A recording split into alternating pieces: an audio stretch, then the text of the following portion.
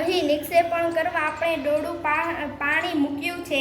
ડોળું બેસી જાય પછી તે પાણીને ફિલ્ટર પેપર દ્વારા નિતારણ કરીને ચોખ્ખું પાણી લઈ લેશે.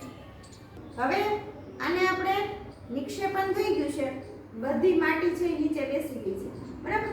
હવે કઈ ક્રિયા કરશું? નિતારણ દ્વારા આપણે પાણીને અલગ કરીએ.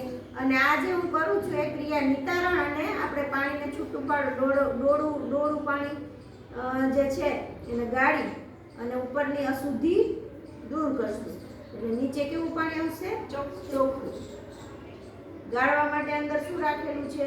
Filter paper. જો ધીમે ધીમે પાણી છે એમાંથી ગળાઈને નીચે આવે છે. હવે એ પાણીનો રંગ અને આ પાણીનો રંગ એનો તફાવત આપણે જોવાનો છે. આ પાણીમાં પ્રમાણમાં ડોળું લાગશે અને આ પાણી ચોખ્ખું. તો ગાળણ આપણે અહીંયા 3 ક્રિયાઓ જોઈ એક સાથે, બરાબર છે. પાણીને ડોળા પાણીમાંથી દૂર અલગ પાડવા માટે માટીમાંથી એક તો નિક્ષેપણ,